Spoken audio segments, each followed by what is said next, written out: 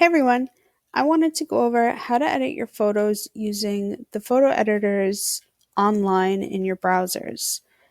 In order to do that, you have to find them, and that is posted in our classwork tab of our classroom. So if you go to the left, you see there are different topics here, and under resources, I have lots of different resources posted for you, like videos on how to upload files to Google Drive, how to use your phone if you have an iPhone, how to use notes to scan a document, how to upload a photo to an assignment so that you can receive credit. This is super important, and I recommend you watch this before uploading photos for our nature assignment. How to create Google slide presentation, and how to organize your drive. This is also very important for photo students. I recommend you watch this so that you can keep an organized folder for your photos. Now at the very top, we have two photo editing websites. One is Pixlr and one is called Photor. Photor has more features for designing, like adding text and stickers and images, almost like creating an Instagram story. And Pixlr has more features for editing the colors and the brightness and contrast, overall lighting for an image. So let's go ahead and click Pixlr so that we can edit our nature images. I had already uploaded this image, but I wanted to show you how to upload another one. Now, this requires that you have pictures on your computer. So if you only have pictures on your Google Drive, what you can do, open a picture in your Google Drive, and all you have to do is click download, and it will download it to your downloads folder in your computer. So I already have that on my computer, so I'm going to select it and open, and a window will pop up asking you to resize your image if it is very big. I'm not going to auto rotate it. So the bigger it is, the more crisp it will be when you print it large. I don't plan on printing this super large, so I'm just going to use Full HD. If I wanted to print it very large, I would use Ultra HD. Okay, so I'm noticing when you scroll in and out, sorry if that makes you dizzy, it zooms. So that is a really nice feature. There are lots of different tools here that are similar to Photoshop, but we are looking for creating different lighting effects. And all I want to do is is adjust the lighting and the coloring. So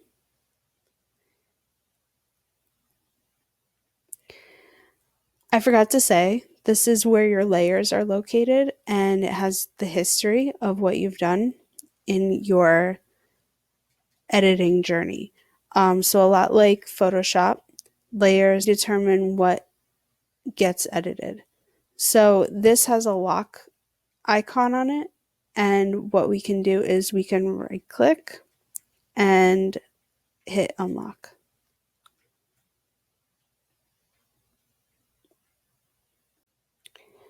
So once it's unlocked, that means that anything that you do to this image will show up on the image. I'm really only interested in adjusting the brightness, contrast, the temperature, the tint, the vibrance, the saturation. So let's see what we can do. So for the brightness, I do think that it is a little bit bright, and it might look cool if I lowered the brightness, but I raise the contrast. So you might notice that the darks become darker, the lights become lighter, and the contrast, ooh, we can compare. Let's see. Yeah, so in the first one, it was really light.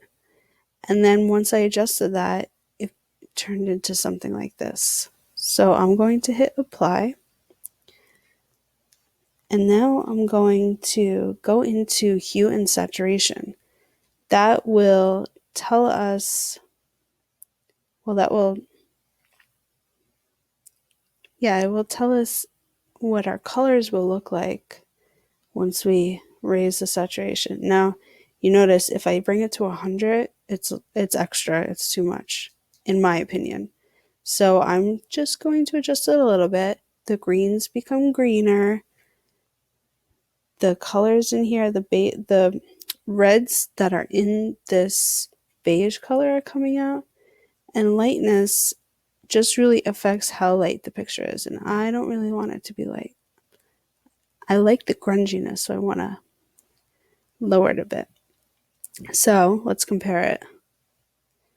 I don't know.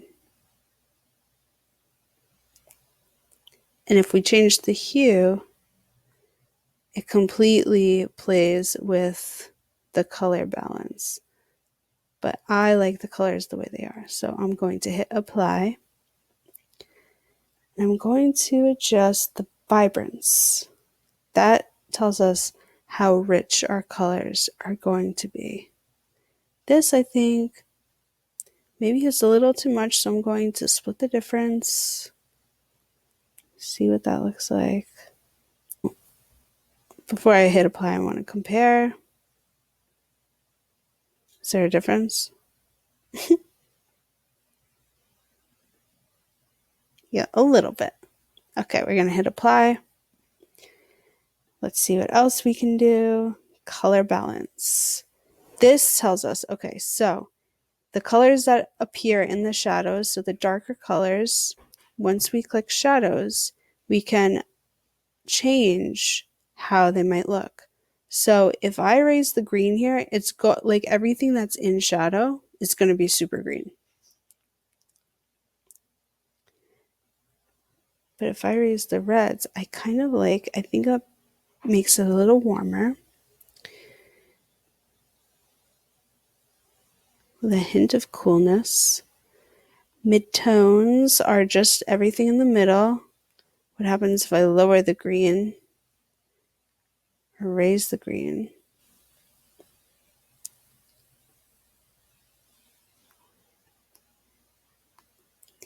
The highlights, it's too red.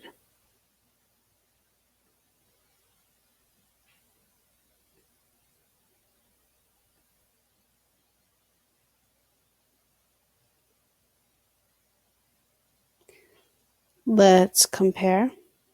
I think I don't exactly like that.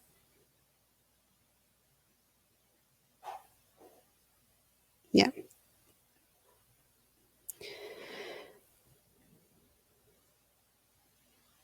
Did we do it? We just did that. And then highlights and shadows.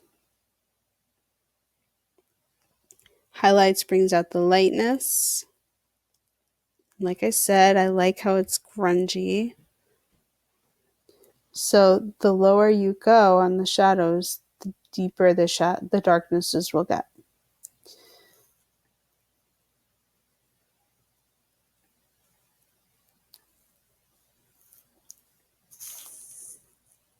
Exposure tells us how light or dark it looks. Ooh, that's like super creepy looking. Just gonna lower it a little bit.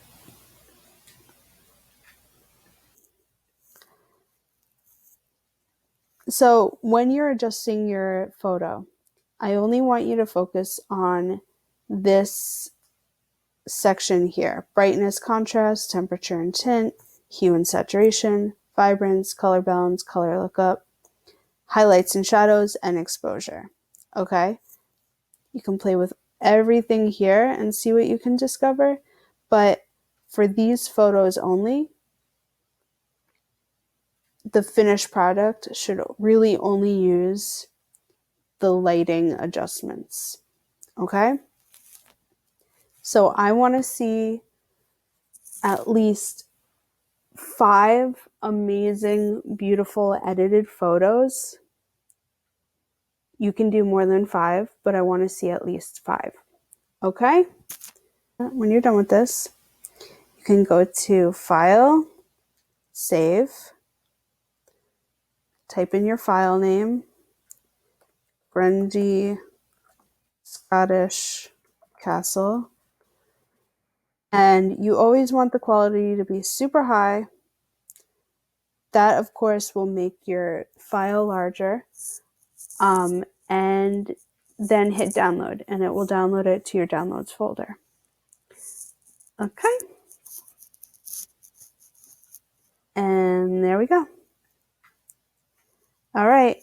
Have fun editing your photos. I can't wait to see what you do, and I'm very excited. All right. Have fun.